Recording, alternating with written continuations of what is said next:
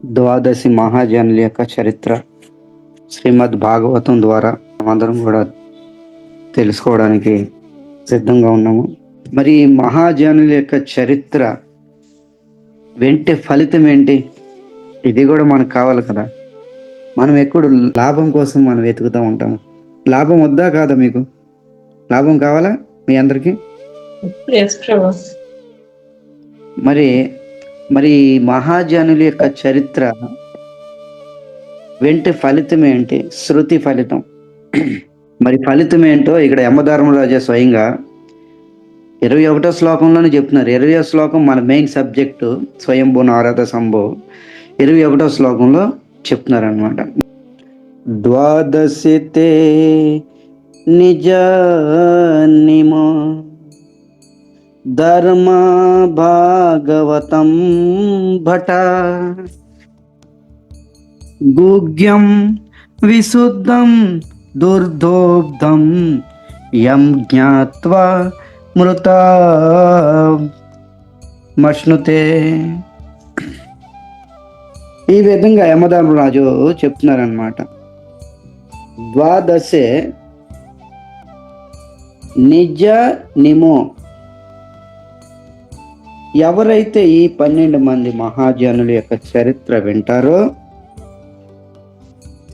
ఇక్కడేం చెప్తున్నారు? విజనీమం, ఏ భక్తులారా. భట అంటే భక్తులారా అనమాట. భట అంటే భటులారా, లేదంటే భక్తులారా.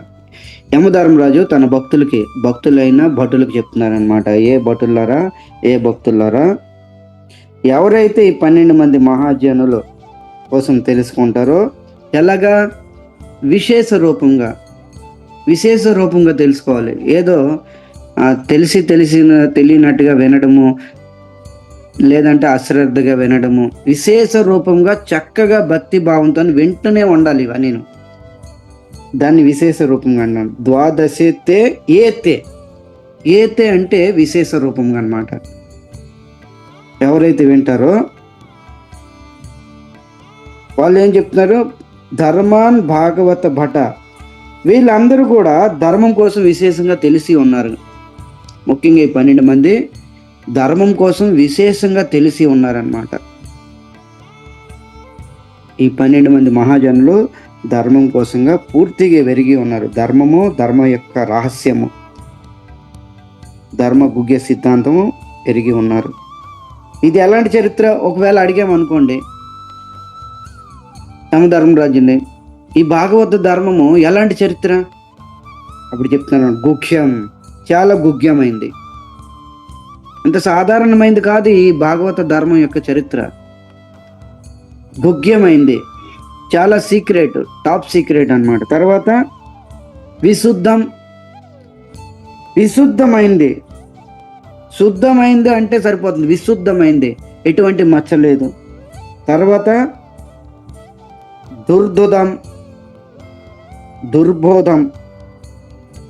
దుర్బోధం అంటే దీన్ని అర్థం చేసుకోవడం అత్యంత కఠినమైంది. దుర్బోధం అంటే ఈ భాగవత ధర్మాన్ని అర్థం చేసుకోవడము అత్యంత కఠినమైంది.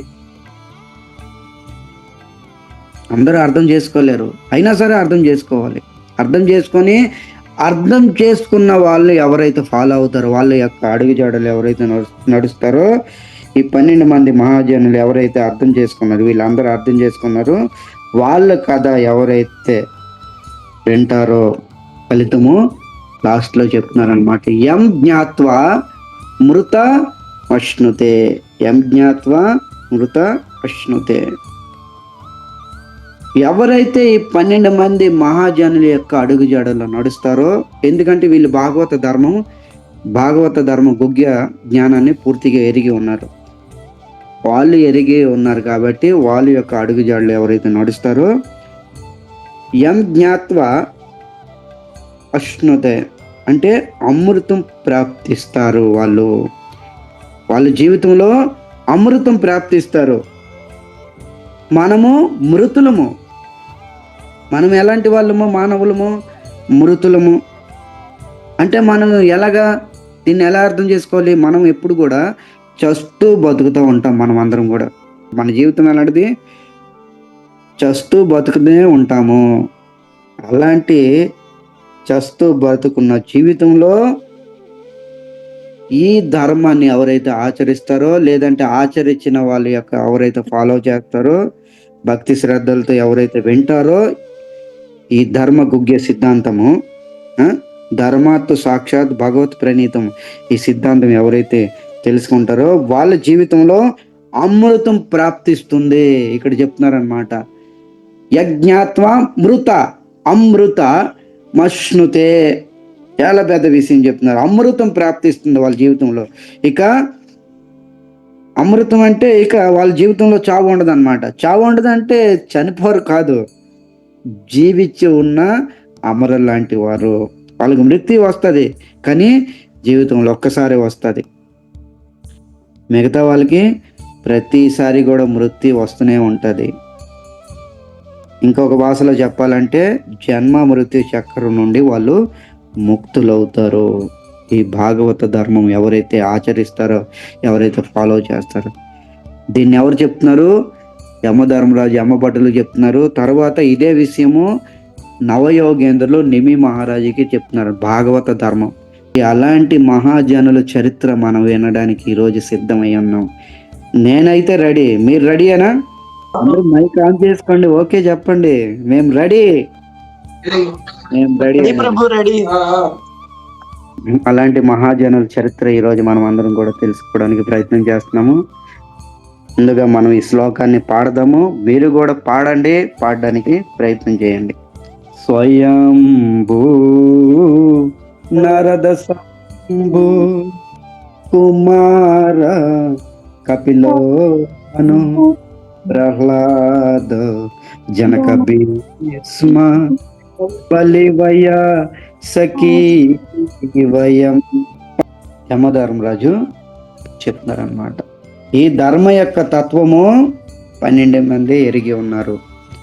మరి యమదూతలు అడిగారు, ఏ యమధర్మరాజా, మరి ఎవరు అర్థం చేసుకోలేకపోతే ఎవరో ఒకరు ఉంటారు అర్థం చేసుకునేవాళ్ళు.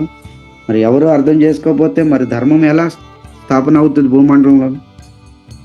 అప్పుడు చెప్తున్నారనమాట, 12 మంది మహాజనులు మాత్రమే, 12 మంది మాత్రమే అర్థం చేసుకున్నారు. వాళ్ళే మహాజనులు. ఎవరు? స్వయంభూ నారద శంభు కుమార కపిలమను ప్రహ్లాద జనక భీష్మ బలి వయాసకి వయం. ఈ 11 మందితో నేను కూడా కొద్దిగా ఎరిగి ఉన్నాను, వినమ్రతోనే చెప్పారనమాట. ఆ 12 మందిలోని అగ్రజుడు ఎవరు? బ్రహ్మ. భాగవతంలో స్టార్టింగ్లోనే, ప్రారంభంలోనే బ్రహ్మ కోసం వ్యాసముని కీర్తిస్తున్నారనమాట. తేనే బ్రహ్మ హృదయ ఆది కవియే ముహ్యంతి. బ్రహ్మ ఆది కవి, మొట్టమొదటి జీవి. ఈ సృష్టిలోనే మొట్టమొదటి జీవి బ్రహ్మ. విష్ణు నాభి నుంచి ఒక కమలం వచ్చింది, అందులో బ్రహ్మ ప్రకటితమయ్యాడు. ఆయన పేరే హిరణ్య గర్భుడు. బ్రహ్మ ప్రకటితమైన వెంటనే ఆయన చుట్టూ అంధకారము, మొత్తం నలువైపులు కూడా చీకటి. అప్పుడు ఆయన ప్రశ్నించారనమాట, కే అమే కే అమార్, నేను ఎవరిని? నా జన్మ ఎందుకైంది? నా జన్మ యొక్క రహస్యం ఏంటి? ఆయన తనకు తాను ప్రశ్నించుకోగా అప్పుడు పైనుంచి ఆధ్యాత్మిక లోకం నుంచి ఒక లేయర్ పగిలి ఆ డ్రాపు, నీరు యొక్క డ్రాపు భౌతిక ప్రపంచంలో పడుతుందన్నమాట. టప్ టప్ టప్ అనేసి. మీరు కొలాయిలు లీక్ అయినప్పుడు, ట్యాపులు లీక్ అయినప్పుడు సౌండ్ వస్తుంది కదా, టప్ టప్ టప్. అప్పుడు ఆ శబ్దం విని, ఆహా నేను తప్ తప్ తప్ అంటే తపస్సు చెయ్యాలని తెలుసుకున్నాడు అనమాట. తెలుసుకొని బ్రహ్మ 100 సంవత్సరాలు తపస్సు చేశాడు. మానవ సంవత్సరాలు కాదు, దేవత 100 సంవత్సరాలు తపస్సు చేశాడు అనమాట. తపస్సు చేసిన తర్వాత భగవంతుడు కృష్ణుడు శ్యామసుందరుడు ప్రకటితమయ్యి, తేనే బ్రహ్మ హృదయ ఆది కవ్య ముహ్యంతి.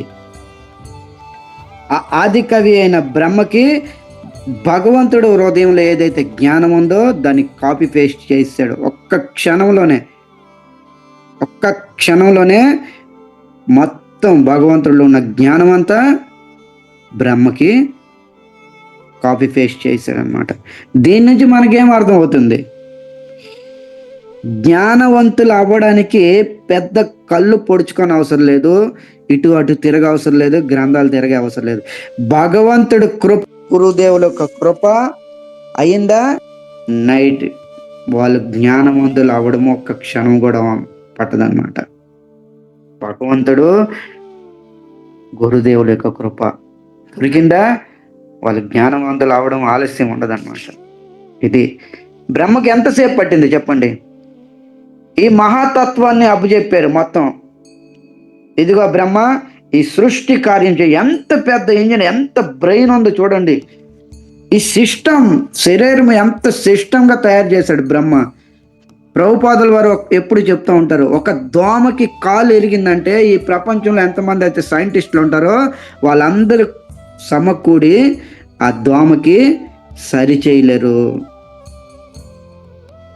బ్రహ్మ సిస్టమ్ చూడండి. మన మానవ దేహం ఒక సిస్టమ్ ఎలా నడుస్తుంది?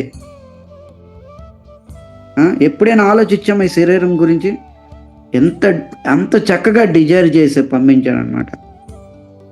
మరి ఏం గిఫ్ట్ ఇవ్వాలి ఆయనకి? ఏం అవార్డు ఇవ్వాలి? ఆస్కార్ అవార్డా, నంది అవార్డా? ఏమి ఇచ్చినా సరిపోదు. ఈ ప్రపంచంలో సైంటిస్టులు ఏదో అది ఇది కనిపెడితే ఏదో Nandi award, Oscar award, Nobel award ఇస్తున్నారు. మరి బ్రహ్మకి ఏం అవార్డు ఇవ్వాలి? ఎంత పెద్ద ఇంజనీర్ ఆయన. జ్ఞానం ఎక్కడి నుండి వచ్చింది? భగవంతుడు పంపించాడు అనమాట. తన వేణుగానం ద్వారా క్షణకాలంలో పంపించాడు. భగవంతుడి కృప ఏ జీవి మీద అయితే అయిపోయిందో ఇక ఆ వ్యక్తి జ్ఞానమయుడు అయిపోతాడు. వాడికి చదువు సంధ్య ఏమీ అవసరంలే, తిరుగుతూ ఉంటాడు ప్రచారం చేసుకొని. దీన్ని బట్టి మనకు అర్థమవుతుంది అన్నమాట.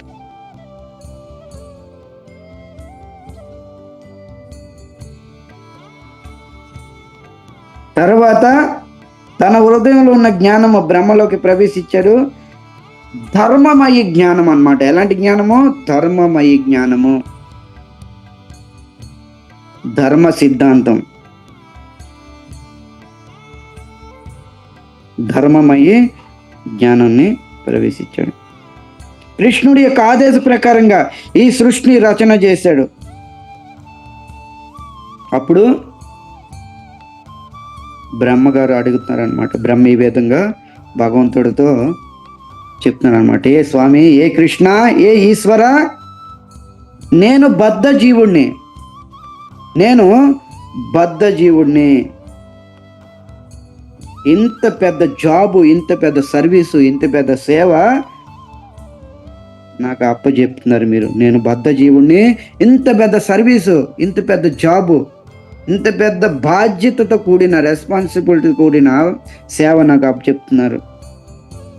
భవిష్యత్తులో నాకు అహంకారం రాకుండా చూడండి స్వామి. ఇది బ్రహ్మగారు స్వామిని వేడుకుంటున్నాడు అనమాట. ఎంత పెద్ద పోస్టు! ఈ పోస్టుకి మించిన పోస్టే లేదు శాస్త్రం చెప్తుంది. ఆయన లోకము ఉన్నత లోకమే, సత్యలోకం. సత్యలోకం దాటిందంటే ఇక ఊర్ధ్వ లోకాలు, అంటే వైకుంఠ లోకాలే. ఆయన జన్మ ఉన్నతము, ఆయన ఆయువు ఉన్నతము, ఆయన లోకము ఉన్నతము, ఆయన పరిపాలన కూడా ఉన్నతమే. మన అందరినీ సృష్టించింది బ్రహ్మ. ఈ 84 లక్షల యోని నిర్మాణం చేసింది బ్రహ్మ. తినడానికి ఇవన్నీ ఇచ్చింది, నుదుటి రాత, ఇవన్నీ కూడా బ్రహ్మ.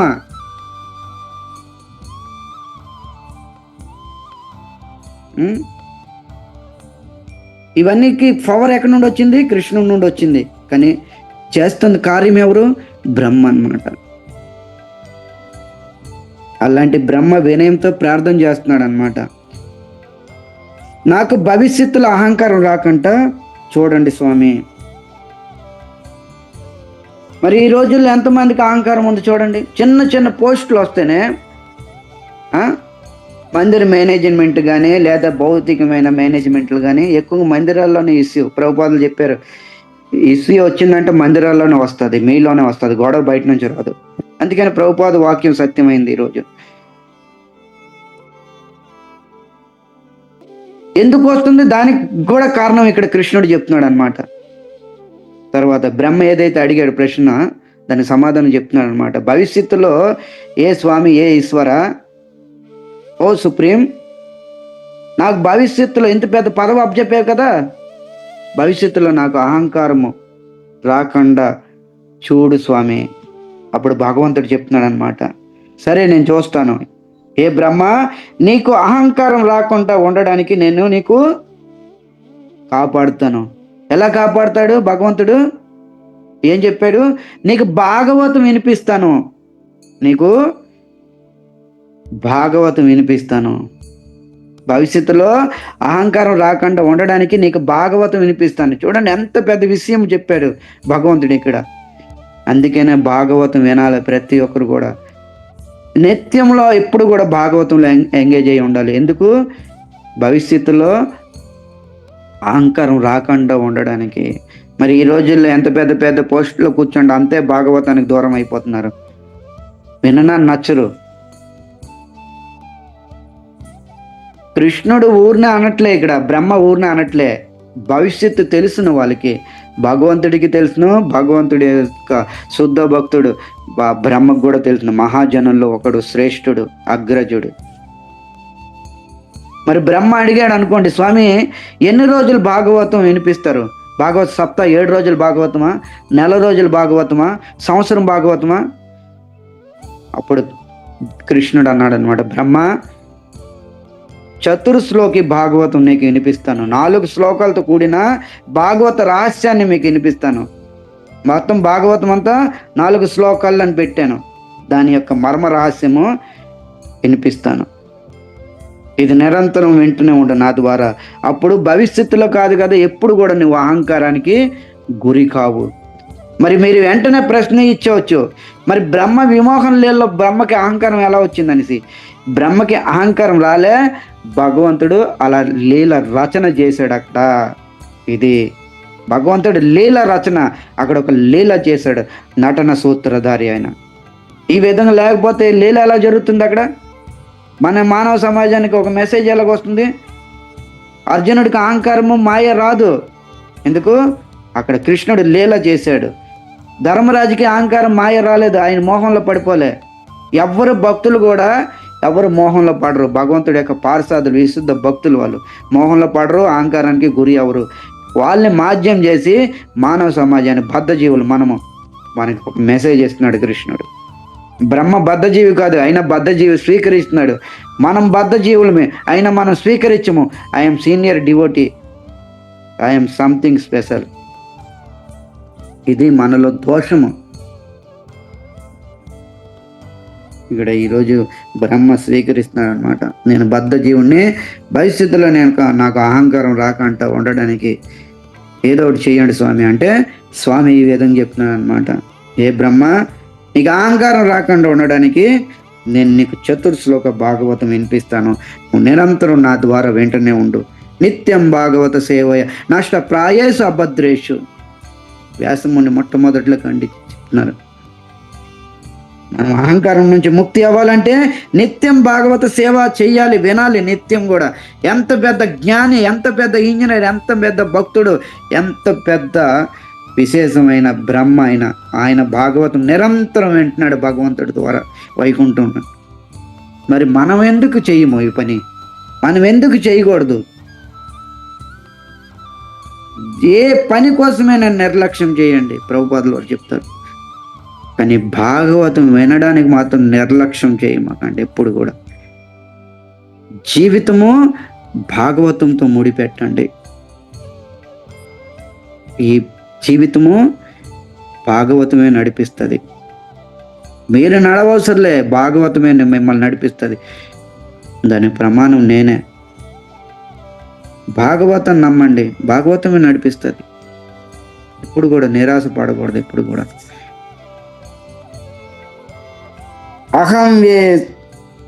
అసంయేవ అగ్రే. మరి ఏం ఇక్కడ చెప్తున్నారనమాట, చతుర్శ్లోక భాగవతం యొక్క రహస్యం మీరు వినాలనుకుంటున్నారా లేదా? సంక్షిప్త షార్ట్ కట్ లో మీకు చెప్పాలనుకుంటున్నాను. వినాలనుకుంటున్నారా? విస్తారంగా కాదు, షార్ట్ కట్లో కొద్దిగా తెలుసుకోండి, దాని సారం సూత్రం తెలుసుకోండి. ఇక్కడ భగవంతుడు ఏం చెప్తున్నాడు బ్రహ్మకి? చతుర్శ్లోక భాగవతము, అహం ఏవ అసం ఏవ అగ్రే.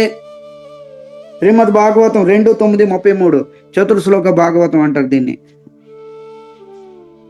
ఇదే భాగవతం చతుర్శ్లోక భాగవతము నారద మహర్షికి వినిపించగా నారద వ్యాస ఈ విస్తారం చేశాడనమాట. భాగవతం 4 శ్లోకాల్లో మనకు అర్థమైపోతుంది. భాగవతము 18,000 శ్లోకాల్లో విస్తారం చేశాడు.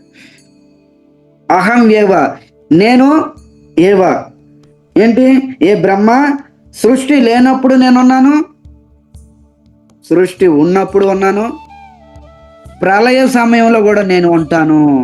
3 కాలాల్లో 3 స్థితుల్లో నేను ఎప్పుడు కూడా ఇలాగే ఉంటాను. అహం ఏవ అసం ఏవ అగ్రే, నేను అగ్రుణ్ణి, ఇంకెవరు లేరు, నాకు ఆది లేరు అనాది లేదు. ఎంత పెద్ద విషయం తీసుకొని వెళ్తున్నాడు కృష్ణుడు. చాలా పెద్ద శ్లోకాలు ఇవి. మన మైండ్కి అర్థం కావు ఇవన్నీ, మనం డైరెక్ట్గా అర్థం చేసుకోలేము ఇవన్నీ కూడా. విశుద్ధ భక్తుల యొక్క లేదంటే ఆచార్యుల యొక్క అడుగుజాడల్లో మనం ఇవన్నీ వినాలి. అహం ఏవ అసం ఏవ అగ్రే, ఏ బ్రహ్మ, సృష్టి లేనప్పుడు కూడా నేను ఉన్నాను, సృష్టి ఉన్నప్పుడు ఉన్నాను, సృష్టి ప్రళయం వచ్చిన సమయంలో కూడా నేను ఉంటాను. 3 కాలాల్లో 3 పరిస్థితుల్లో నేను ఎల్లప్పుడూ కూడా ఉంటాను. నువ్వు అనుకో మాకు ఇప్పుడే నేను ఉన్నాను వచ్చాను, నువ్వు ఇప్పుడు ఉంటావు. ఏ బ్రహ్మ, తర్వాత చెప్తున్నారనమాట, ఏ బ్రహ్మ, సేవ చేసేటప్పుడు ఏ సేవ అయినా సరే నన్ను మాధ్యం చెయ్యు. నువ్వు సేవ చెయ్యు, ఏది చేస్తున్నావో నీ ప్రాక్టికల్ లైఫ్లో, నీ జీవితం, నిజ జీవితంలోనే ఏ సేవా విధానం, ఏ పూజ పునస్కారాలు చేస్తావో చెయ్యు, పర్వాలే. కానీ ఆ సేవలోనే, ఆ పూజ విధానంలోనే నన్ను అగ్రస్థానంలో పెట్టు. అహం ఏవ అసం ఏవ అగ్రే, నన్ను అగ్రస్థానంలో పెట్టు, నన్ను మాధ్యంలో పెట్టు, ఏ కార్యమైనా సరే. తర్వాత చెప్తున్నారు, ఏ బ్రహ్మ, అన్ని కాలాల్లో అన్ని ప్రాంతంలో నేను ఉన్నాను, ఇది మర్చిపోమాకు నువ్వు. అన్ని కాలాల్లో అన్ని ప్రాంతాల్లో అన్ని సమయంలో కూడా నేను నిలిచి ఉన్నాను. మీకు సంగతి తెలిసిన, మీరు కానీ నేను కానీ ఈ ప్రపంచంలో పాపాలు ఎందుకు చేస్తున్నాము తెలుసా? భగవంతుడు లేడని మనకి మైండ్లో ఫీడ్ అయిపోయింది అనమాట. అందుకని పాపాలు చేస్తున్నారు ప్రతి ఒక్కరు కూడాను. భగవంతుడు ఎవరని లేరన్నారు. నేను ఇక్కడ భాగవతం చెప్తున్నాను, నా పక్కనే కృష్ణుడు కూర్చున్నాడు. మీరు భాగవతం వింటున్నారు, మీ పక్కనే కృష్ణుడు ఉన్నాడు. ఎప్పుడైతే ఈ విధంగా మీరు అనుకుంటారో కృష్ణుడు ఇక్కడే ఉన్నాడనేసి, జీవితంలో ఎప్పుడు కూడా మీరు పాపం చెయ్యరు. ఇది శాస్త్రం ఖండిస్తుంది అన్నమాట, చెప్తుంది. మరి ఈ రోజుల్లో సమాజంలో, భౌతిక సమాజమైన భక్తి సమాజం కానీ బయట సమాజం కానీ పాపము ఇవన్నీ ఎందుకు జరుగుతున్నవి? భగవంతుడు లేడని మేము నిర్దేశిస్తున్నాం అనమాట. మనమందరం కూడా భగవంతుడు లేడని నిర్దేశిస్తున్నాం, అందుకని పాపం చేసేస్తున్నాం. ఎవరు చూసారులే అనేసి. మనస వాచ కర్మల ద్వారా పాపాలు, మనసు ద్వారా శరీరం ద్వారా, కాయ ద్వారా పాపాలు చేస్తున్నారు అనమాట. కానీ భగవంతుడు ఇక్కడ బ్రహ్మదే చెప్తున్నాడు, ఏ బ్రహ్మ, అన్ని కాలాల్లో అన్ని ప్రాంతాల్లో నేను ఉన్నాను, ఇది నువ్వు మర్చిపోము. చూడండి, ఇది శ్లోకాలు మీకు సారం చెప్తున్నాను, ఇవన్నీ నేను సారం చెప్తున్నాను. ఎంత పెద్ద సబ్జెక్ట్ ఇది భాగవతంలోని, చాలా పెద్ద సబ్జెక్ట్, చాలా బ్రెయిన్ ఉండాలి ఇవన్నిటికీ దీన్ని అర్థం చేసుకోవాలంటే. తర్వాత చెప్తున్నాను అనమాట, భక్తుడు ఎప్పుడు మహానుడు అవుతాడు? బ్రహ్మకి చెప్తున్నాడు అనమాట. ఒక భక్తుడు సమాజంలో ఎప్పుడు మహానుడు అనిపిస్తాడు? పెద్ద కంటి మాలలో 10 రౌండ్లు 12 రౌండ్లు ఇంత మందంగా దప్పంగా లావుగా ఉన్న మాలలు చుట్టుకొని చక్కగా సెగ పెట్టుకొని ధోతి కొడుతూ మహానుడు అయిపోతాడా? కాదు. బ్రహ్మకి కృష్ణుడు చెప్తున్నాడు అన్నమాట. కృష్ణుడు బ్రహ్మకి చెప్తున్నాడు, భగవంతుడు అలా కాదు. బ్రహ్మ, ఏ భక్తుడైతే ఈ సంసారంలోని సంసారంలో ఉన్న వస్తువు మీద కానీ లేదా వ్యక్తి మీద కానీ భగవత్ అనుభవం ఎవరైతే పొందుతారో, అర్థమవుతుంది కదా, ఈ సంసారంలో ఉన్న వస్తువు మీద కానీ వ్యక్తి మీద కానీ భగవత్ అనుభవం ఎవరైతే పొందుతారో ఆయన అంతే మహానుడు. ఆయన అంతే మహానుడు. ఈ సంసారంలో ఉన్న వస్తువులోని, సంసారంలో ఉన్న వ్యక్తిలోని భగవత్ అనుభవం పొందాలి ఒక భక్తుడు. ఆ భక్తుడే మహానుడు అవుతాడు. వాడే భక్తుడని కీర్తింపబడతాడు. మనకుందా ఫీలింగ్? భగవత్ అనుభవం ఉందా? ఈ సంసారం ఎలా చూస్తున్నాము? భగవత్ స్వరూపం చూస్తున్నామా? ఎవరు చూడట్లేదు. ఇక్కడ బ్రహ్మకి శిక్షణ ఇస్తున్నాడు అనమాట. ఎలాంటి శిక్షణ? ధర్మాత్ సాక్షాత్ భగవత్ ప్రణీతం. ధర్మాత్ సాక్షాత్ భగవత్ ప్రణీతం. ధర్మ శిక్షణ ఇస్తున్నాడు అనమాట. ఎందుకు? రాబోయే రోజుల్లో తర్వాత సృష్టి నడపాలి. ఏమైనా కొద్దిగా అటు ఇటు అయిందా మొత్తం ఈ సృష్టి రచన అంతా ఫెయిల్ అయిపోద్ది. తర్వాత వినాశనానికి దారి తీసిద్ది. మరి అలాంటి సృష్టి రచనకి చేయాలంటే మరి ఎంత పెద్ద ట్రైనింగ్ ఇవ్వాలి భగవంతుడు కృష్ణుడు బ్రహ్మకి? ఎంత పెద్ద ట్రైనింగ్ ఇవ్వాలి? చాలా పెద్ద జాబ్ అప్ చెప్తున్నాడు. ఒక గవర్నమెంట్ ఉద్యోగస్తుడు ఆయన. గవర్నమెంట్ అవులు సుప్రీం పర్సనాలిటీ లార్డ్ కృష్ణ. మరి ఆ ఉద్యోగంలో జాయిన్ అయ్యాడు బ్రహ్మ. ఇంత పెద్ద పోస్ట్ అప్ చెప్పడం ఎంత మంచి ట్రైనింగ్ ఇవ్వాలి ఆయనకి? ఏరాగేరా ట్రైనింగ్ ఇస్తే ఏమవుతుంది? మొత్తం సిస్టమే పాడైపోతుంది. ఈరోజు చతుర్శ్లోక భాగవతం ద్వారా ఎంత మంచి ట్రైనింగ్ ఇస్తున్నాడు అనమాట. అన్ని కాలాల్లో అన్ని సమయంలో నేనున్నాను. తర్వాత ఈ సంసారంలో ప్రతి ఒక్క వస్తువు మీద, ప్రతి ఒక్క వ్యక్తి మీద భగవత్ అనుభవం పొంది ఉండాలి. ఆ వ్యక్తే మహానుడు. ఈ విషయం బ్రహ్మకి చెప్తాడు అనమాట. మనం మందిరానికి వెళ్తున్నాం కదా, వెళ్తున్నారా మందిరానికి? మందిరంలో భగవంతుని గుర్తిస్తాం మనము, రైట్? మందిరంలో భగవంతుడిని చూస్తాము. టీవీ హృదయంలో ఉన్న భగవంతుడిని మనం గుర్తించలేము. భగవంతుడు చెప్తున్నాడు చూడండి, మందిరం వెళ్తున్నాం దేనికి? మందిరంలో భగవంతుడు ఉన్నాడనేసి, భగవంతుని గుర్తించి మనం మందిరానికి వెళ్తున్నాం. మందిరం ఎవరికి నిర్మాణం చేశారు? మనమే నిర్మాణం చేశాము. మందిరాలు మనం నిర్మాణం చేశాము. కానీ ఈ హృదయం అనే మందిరము భగవంతుడు నిర్మాణం చేశాడు. ఆ హృదయంలో స్వయం భగవంతుడు విరాజుడై ఉన్నాడు. మరి అలాంటి భగవంతుడు మనకి ఎందుకు కనిపించట్లేదు ఈరోజు? ఎందుకు? మనకి అహంకారం ఎక్కువ. మరి అహంకారం ఎక్కడి నుండి వస్తుంది? భాగవత శ్రవణం సరిగ్గా చేయట్లేదు మనం. అందుకని ఈరోజు చతుర్శ్లోక భాగవతం బ్రహ్మకు ముందే ట్రైనింగ్ ఇస్తున్నాడు, పదే హెచ్చరిస్తున్నాడు అనమాట. మందిరాల్లో భగవంతుడు రాడు. మందిరాల్లో భగవంతుడికి రప్పించడానికి ప్రాణ ప్రతిష్ఠ చేయాలి. ప్రాణాన్ని తీసుకురావాలి, పైనుంచి ఆహ్వానం చేయాలి ఆయనకి. కృష్ణ రా అని యజ్ఞాలు, యాగాలు, మంత్ర ఉచ్చారణ, వేద మంత్రాలు, ఇవన్నీ చాలా సిస్టమ్ నియమాలు ఉంటాయి. అప్పుడు ప్రాణాన్ని, కృష్ణుడి దేహంలో ఉన్న ప్రాణాన్ని ఆవిష్యం చేస్తారనమాట ఆ యొక్క విగ్రహంలోని. దాన్ని ప్రాణ ప్రతిష్ఠ అంటారు.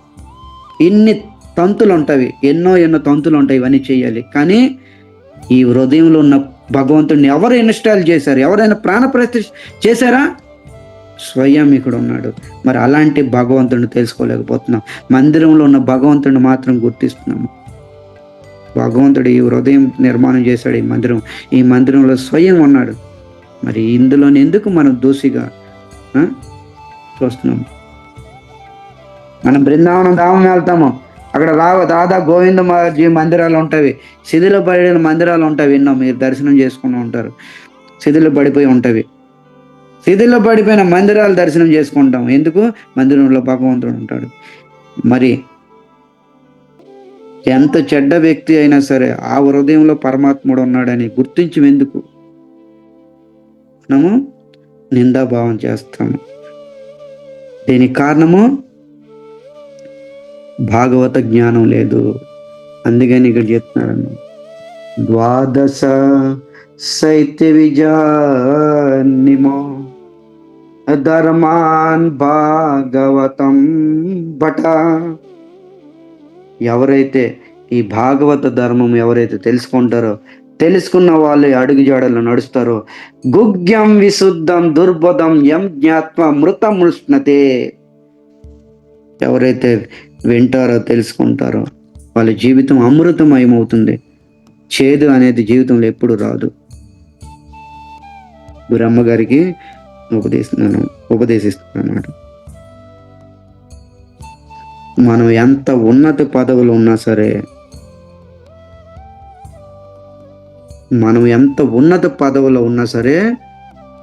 భాగవత శ్రవణం వదలకూడదు. మందిర మేనేజ్మెంట్ అయినా, మందిరాల మేనేజర్ అయినా సరే, పార్లమెంట్లో కూర్చున్న, అసెంబ్లీ కుర్చీలో కూర్చున్న పిఎం కానీ సీఎం అయినా సరే భాగవతం వినాలి. ఏ కుర్చీలో కూర్చున్నా వినలేదా సిస్టమే పాడైపోతుంది మొత్తము. అయితే మందిరంలో ఉన్న అధ్యక్షుడు మందిరం సిస్టమ్ పాడైపోతుంది. లేదంటే భాగవతం వినకపోతే, పైన ఉన్న వాళ్ళు వినకపోతే మొత్తం జనరేషన్, దేశమే సిస్టమ్ పాడైపోతుంది. ఈ సిస్టమ్ నడవాలంటే భాగవత ధర్మం ఆచరించాలి, తెలుసుకొని ఆచరించాలి. లేదా తెలిసిన వాళ్ళ యొక్క అడుగుజాడల్లో నడవాలి. వాళ్ళు 12 మంది మహాజనులు, వాళ్ళ యొక్క కథ వినాలి, తెలుసుకోవాలి, ఆచరించాలి. ఇక్కడ చెప్తున్నారు అన్నమాట. ఈ విధంగా బ్రహ్మకి చెప్తున్నారన్నమాట. ఏ బ్రహ్మ, జీవితంలో ఎలాంటి పరిస్థితి వచ్చినా, 3వ శ్లోకంలోనే, జీవితంలో ఎలాంటి పరిస్థితులు వచ్చినా అది నా కృప అనుకో. మీ జీవితంలో కూడాను బ్రహ్మకు మాధ్యం చేసి మనందరికీ జీవితంలో ఎలాంటి పరిస్థితులు వచ్చినా అది నా కృప అనుకో. అలా అనుకుంటే నీ జీవితంలో ఎప్పుడు కూడా పతనము చెందవు, అవ్వు, మోహానికి గురి కావు. భగవంతుడు ప్రతికూల కృప ఇస్తాడు, తర్వాత అనుకూల కృప ఇస్తాడు. 2 కృపలు ఇస్తాడు అన్నమాట. అనుకూల కృప కన్నా ప్రతికూల కృప అనేది చాలా చాలా శ్రేష్టం, కోటి రెట్లు శ్రేష్టం. భక్తి పెరుగుతుంది, తర్వాత ఆ జన్మలోనే భగవంతుడి యొక్క లోకానికి చెందిపోతాడు అన్నమాట. ఉదాహరణకి చిత్రకేతు మహారాజుకి శాపం దొరికింది, వృత్రాసుడయ్యాడు. తర్వాత ఇంద్రద్రుమ్యుడు చనిపోయిన తర్వాత ఏనుగయ్యాడు. తర్వాత భరత మహారాజు చనిపోయి జింకగయ్యాడు. ఇవన్నీ ప్రతికూల కృప అంటారు దీన్ని. ఇంద్రద్యుమ్న మహారాజు తన శరీరంలో ఉన్నప్పుడు అంత భక్తి చేయలేకపోయాడు. ఎప్పుడైతే అగస్త్య ముని ద్వారా శాపం దొరికిందో, చనిపోయిన తర్వాత ఏనుగకు పుట్టాడో, ఏనుగు అద్భుతమైన స్తుతి చేసింది గజేంద్రుడు. ఆ స్తుతి ద్వారా భగవంతుడు వచ్చేసాడు అనమాట. జీవితాంతరం చేశాడు ఇంద్రద్యుమ్న మహారాజు భక్తి, కానీ భగవంతుడు ప్రసన్నం అవ్వలే. ఏనుగు రూపంగా వచ్చాడు, ఏనుగు స్తుతి చేసింది, భగవంతుడు హరి వచ్చాడు అనమాట. ఇది ప్రతికూల కృప అనమాట. తర్వాత భరత మహారాజు ఏదైతే భక్తి భావస్థితిలోకి వెళ్ళిపోయాడు, ఏదైతే సాధించలేపాడో, జింకలో ఉండి సాధించి తర్వాత జడభరతుడిగా పుట్టాడు, సాధన భక్తి చేశాడు, భగవద్ధామం వెళ్ళిపోయాడు. తర్వాత చిత్రకేతు మహారాజు ఏదైతే సంకర్షణ భగవానుడికి ఉపాసన చేశాడు, పెద్ద విమానం కూడా పొందాడు ఆయన ద్వారా, భక్తి భాగవత్ సత్సంగాలకు వెళ్ళాడు. ఏదైతే పొందలేదో వృత్రాసురుడిగా జన్మించి చతుర్శ్లోక భాగవతం మళ్ళా పునఃస్థాపించి ఆయన చతుర్శ్లోక 4 శ్లోకాలని కీర్తించాడు భగవంతుడు. 4 శ్లోకాల ద్వారా ఆ జన్మలోనే భగవంతుడిని ప్రాప్తించాడు అనమాట. ఇది ప్రతికూల కృప అంటారు. ఈ బ్రహ్మకి ఇస్తున్నాడు సుమా జ్ఞానం అంతా.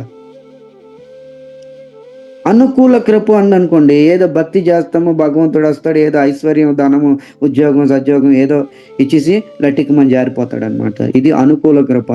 అనుకూల కృప కన్నా శ్రేష్టమైంది ప్రతికూల కృప. ఈ జన్మలోనే భగవద్ధామానికి వెళ్తారు. ఇక్కడ బ్రహ్మకి చెప్తున్నాను అనమాట, ఏ బ్రహ్మ, జీవితంలో ఎలాంటి పరిస్థితి వచ్చినా సరే నువ్వు చింత చేయకు, అది నా కృప అనుకో, నా కృప నా వరప్రసాదం అనుకో. ఇలా భావిస్తే నీ జీవితంలో ఎప్పుడూ పతనం చెందవు, మోహానికి గురి కావు. ఇలాంటి బ్రహ్మ రహస్యమైన తత్వం ఎరిగి ఉన్నాడనమాట. ఇలాంటి జ్ఞానం ఇచ్చాడనమాట బ్రహ్మకి.